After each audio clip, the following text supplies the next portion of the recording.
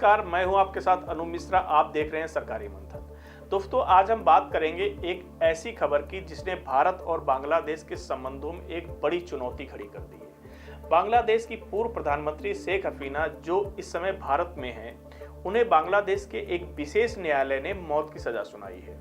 अब सबसे बड़ा सवाल यह है कि भारत इस स्थिति में क्या करेगा। क्या भारत उन्हें बांग्लादेश को सौंप देगा या उन्हें अपने यहाँ रहने देगा? इस सवाल का जवाब देने से पहले आपको ये बता दें कि शेख हसीना को आखिर किस जुर्म की सजा दी गई है। पिछले साल अगस्त 2024 में बांग्लादेश में छात्रों के नेतृत्व में बड़े विरोध प्रदर्शन हुए थे। इन प्रदर्शनों में हिंसा भड़की थी।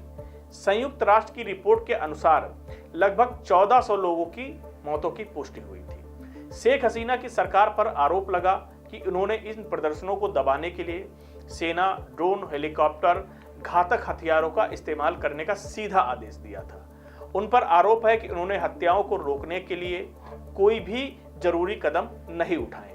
इस मामले में ढाका के अंतर्राष्ट्रीय अपराध न्यायाधिकरण ICT ने उन्हें मानवता के खिलाफ अपराध का दोषी मानते हुए मौत की सजा सुनाई है। सजा सुनाए जाने के बाद बांग्लादेश की अंतरिम सरकार ने भारत से औपचारिक रूप से शेख हसीना को सौंपने की मांग की है।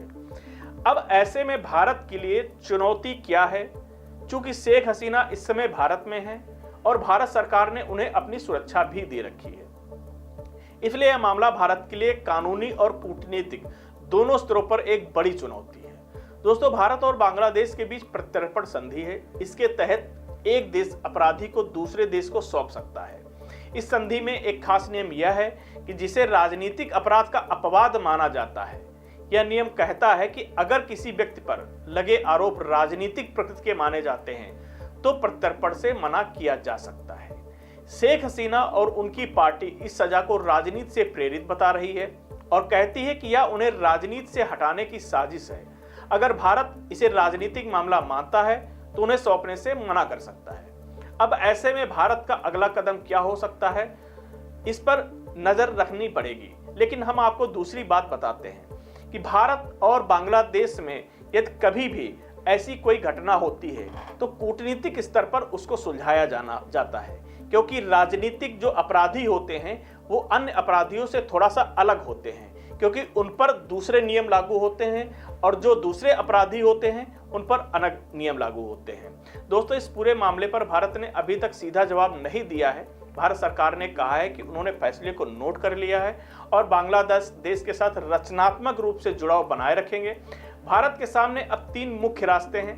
पहला रास्ता, अगर भारत इस सजा को राजनीतिक बदला मानता है और अंतर्राष्ट्रीय कानूनों का हवाला देता है तो हसीना को सौंपने से साफ मना कर सकता है। भारत बांग्लादेश के रिश्ते अच्छे हैं, लेकिन भारत अपने यहाँ शरण लिए व्यक्ति को राजनीतिक कारणों से सौंपने के लिए बाध्य नहीं है। दूसरा रास्ता, भारत सरकार इस मामले को सीधे फैसला लेने के बजाय अपनी अदालतों के हवाले कर सकती है। भारतीय अदालतें जांच करेंगी क्या प्रत्यर्पण संधि की शर्तें पूरी होती हैं या नहीं। यह प्रक्रिया लंबी चल सकती है।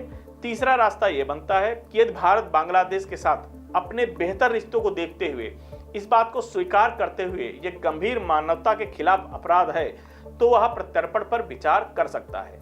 लेकिन ऐसा करना राजनीतिक रूप से बहुत जोखिम भरा हो सकता है। कुल मिलाकर शेख हसीना यह मामला भारत के लिए आसान नहीं है। सिर्फ एक कानूनी मामला नहीं है, बल्कि भारत की विदेश नीति की भी एक बड़ी परीक्षा है। भारत को यह सुनिश्चित करना होगा कि कोई उसका कदम क्षेत्र की शांति, स्थिरता को खतरे में न डाले। भारत को एक ऐसा संतुलन बनाना होगा जो कानूनी रूप से सही हो, कूटनीतिक रूप से मजबूत हो, सबसे महत्वपूर्ण मानवीय मूल्यों के अनुरूप हो। दोस्तों, आपको क्या लगता है? क्या भारत को शेख हसीना को बांग्लादेश को वापस कर देना चाहिए? अपनी राय हमें कमेंट बॉक्स में जरूर दें।